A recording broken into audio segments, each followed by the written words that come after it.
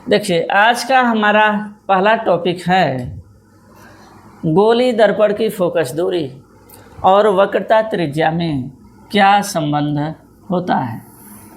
गोली दर्पण की फोकस दूरी और वक्रता त्रिज्या में क्या संबंध होता है। देखिए, गोली दर्पण की जो फोकस दूरी होती है वह वक्रता त्रिज्या की आधी होती है, अर्थात F बराबर R/2। अवतल दर्पण के लिए भी यही सूत्र होता है और उत्तल दर्पण के लिए भी यही सूत्र होता है, लेकिन इनके चिन्हों में थोड़ा सा परिवर्तन हो जाता है। अवतल दर्पण में जो फोकस दूरी होती है वह ऋणात्मक होती है और जो वक्रता त्रिज्या होती है वो भी ऋणात्मक होती है, लेकिन उत्तल दर्पण में फोकस दूरी और वक्रता त्रिज्या दोनों धनात्मक होती हैं।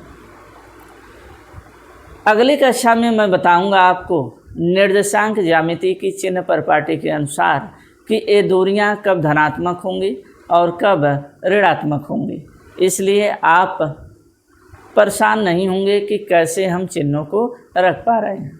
ठीक है ना। आइए हम जो है एक दो प्रश्नों को देख लेते हैं। देखिए, एक अवतल दर्पण की वक्रता त्रिज्या 50 सेमी है। एक अवतल दर्पण की वक्रता त्रिज्या 50 सेमी है। अवतल दर्पण की फोकस दूरी ज्ञात कीजिए।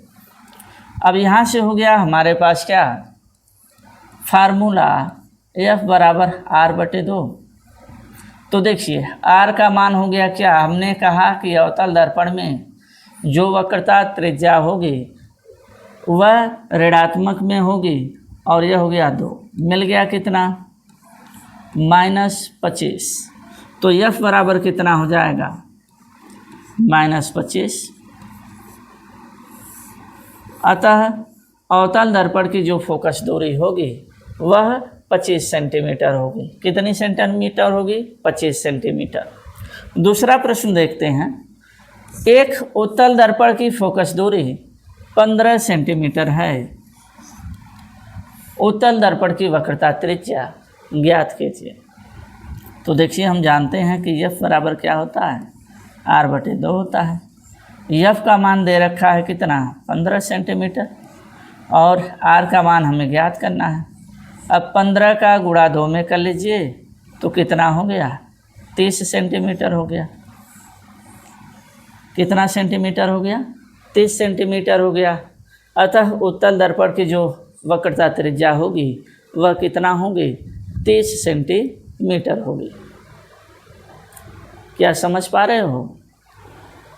अच्छा, चलो मैं समझा ही दे रहा हूँ चिन्ह परिपाटी को ही। चलो, डाउट ही जो है बन रहे होंगे तो इसको हम क्लियर करवा देते हैं। निर्देशांक ज्यामिति की जो चिन्ह परिपाटी होती है वह हम समझते हैं। देखो, हम कार्तीय तल बना रहे हैं जहाँ हमने मेंशन किया x dash y dash. x dash को हम कहते हैं x अक्ष और y डैश को हम क्या कहते हैं y अक्ष। और जो x अक्ष और y अक्ष एक दूसरे को जिस बिंदु पर प्रतिच्छेदित करते हैं उसको हम कहते हैं क्या मूल बिंदु। बस कुछ विशेष बातों का ही ध्यान रखना है, रटना नहीं है किसी चीज़ को, बस देखना है यहाँ पर और समझना है।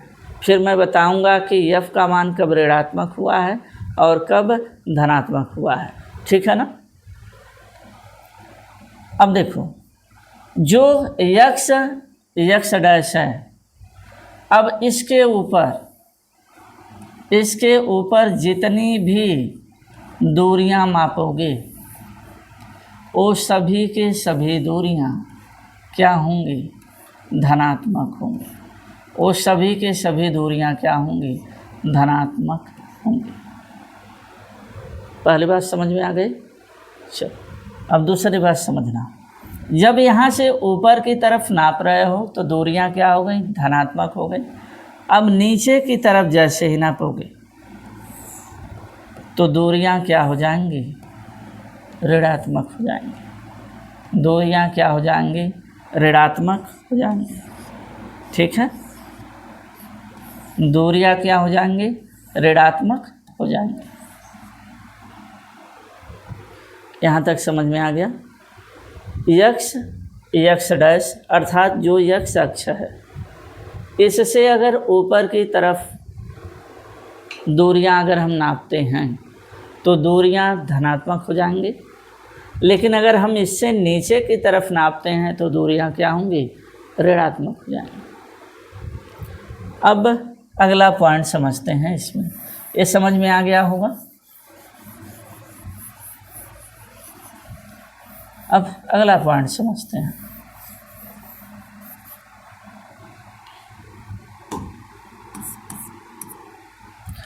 अब वाई अक्ष दिख रहा होगा, वाई अक्ष के दाहिने तरफ जितनी भी दूरियां नापोगे,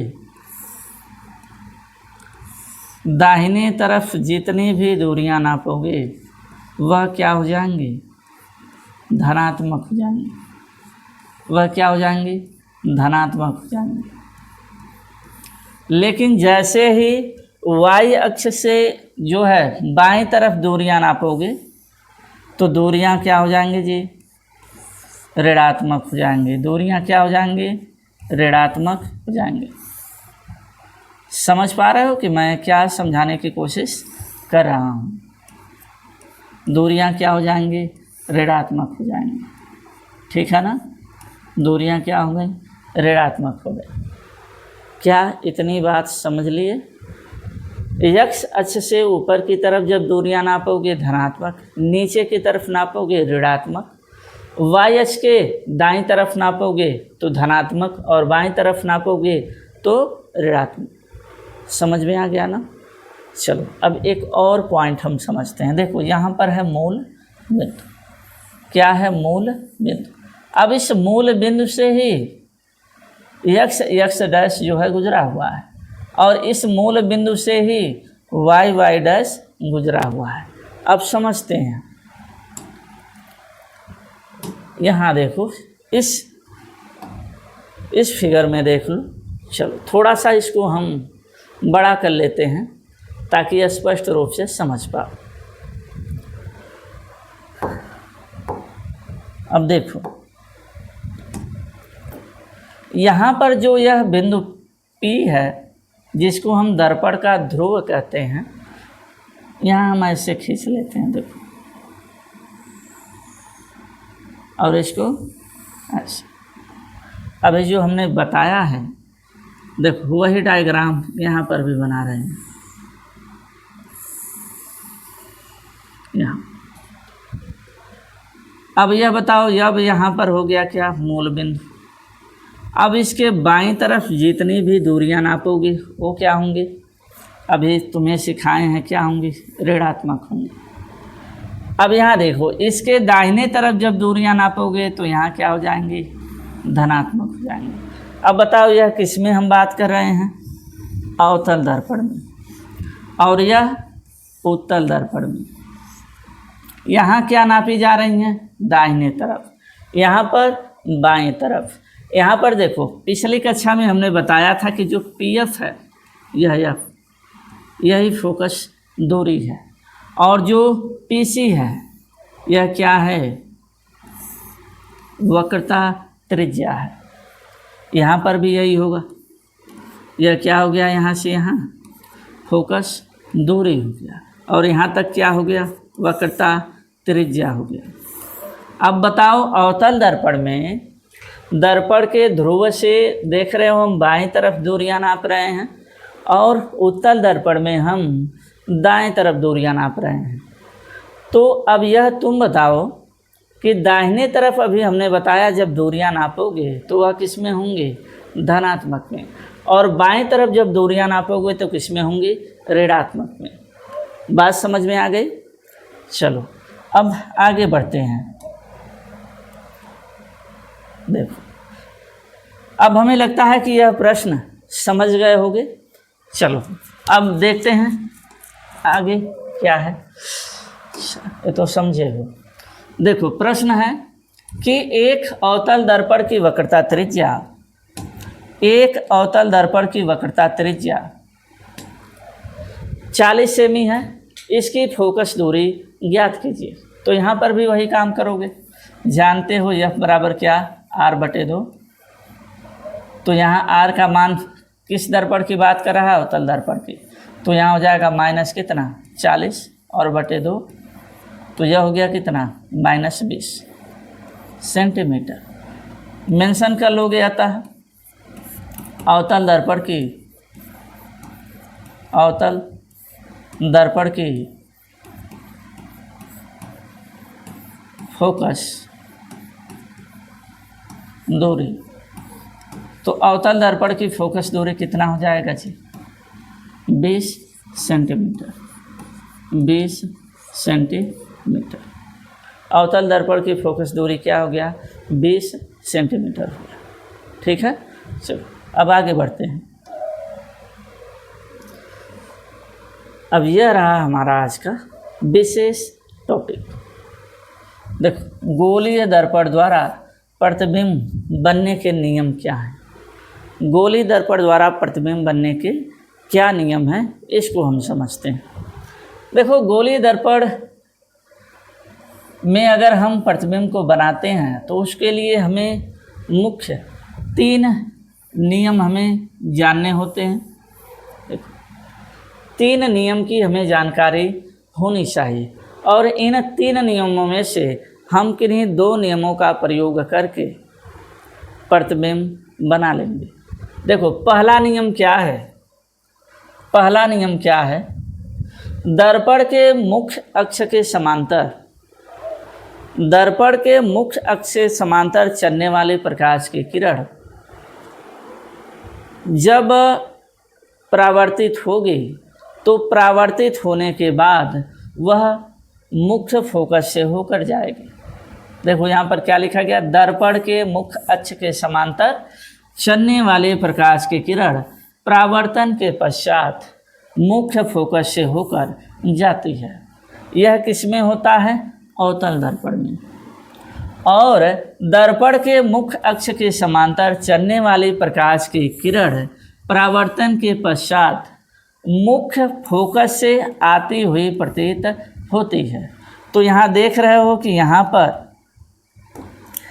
पर जो है प्रकाश की जो किरण है, देखो दर्पण से टकराया और दर्पण से टकराने के बाद यह मुख्य फोकस से होकर जा रहा है। यह अवतल दर्पण में है। और उत्तल दर्पण में देखो मुख्य अक्ष के समांतर जो है प्रकाश की किरण चल रही है, मुख्य अक्ष यह है, मुख्य अक्ष के समांतर जो है प्रकाश की किरण चल रही है। अब देखो जैसे ही यह यहाँ पर दर्पण पे जो है गिरा, अब इसका परावर्तन हुआ, अब यह इधर निकल आया, लेकिन तुम देखने को पा रहे हो कि यह मुख्य फोकस से आती हुई प्रतीत हो रही है। तो पहला नियम है कि मुख्य अक्ष के समांतर चलने वाली प्रकाश की किरण परावर्तन के पश्चात मुख्य फोकस से होकर जाएगी। यह अवतल दर्पण में होगा और मुख्य फोकस से होकर आती हुई प्रतीत होगी, यह उत्तल दर्पण में होगा। अब चलते हैं दूसरे नियम की तरफ। नियम नंबर 2, मुख्य फोकस से होकर जाने वाली प्रकाश की किरणें परावर्तन के पश्चात मुख्य अक्ष के समांतर हो जाती हैं। यह होता है किसमें, अवतल दर्पण में। और उत्तल दर्पण में देखते हैं मुख्य फोकस की ओर जाने वाली प्रकाश की किरणें दर्पण से परावर्तित होकर मुख्य अक्ष के समांतर हो जाती हैं। अब तुम देख रहे हो यहाँ पर जो है,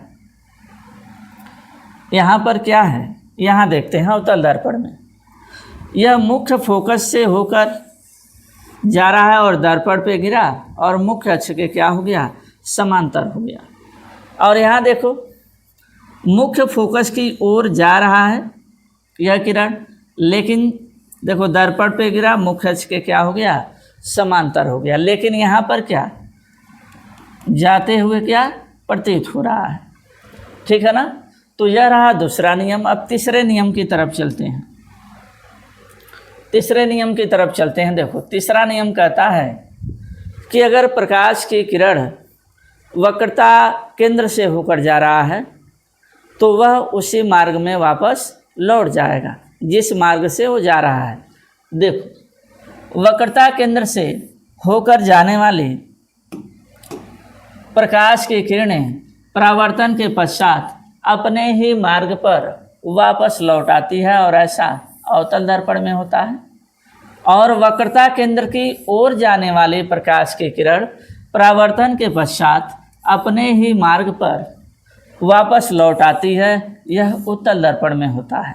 देखो, यहाँ से जो है वक्रता केंद्र C से होकर जा रहा है, इधर से जा रहा है और फिर इधर से लौट जा रहा है उसी मार्ग पर। और यहाँ क्या, वक्रता केंद्र की ओर यहाँ पर भी जा रहा है, लेकिन यहाँ से क्या हो रहा है, जाते हुए प्रतीत हो रहा है। और फिर यह क्या हुआ, जैसे ही परावर्तन हुआ अपने ही मार्ग पे वापस लौट आया। तो यह प्रतिबिंब बनाने के जो है 3 नियम मुख्य हैं। किन्हीं 2 नियमों का हम प्रयोग करके गोली दर्पण में प्रतिबिंब बनाते हैं।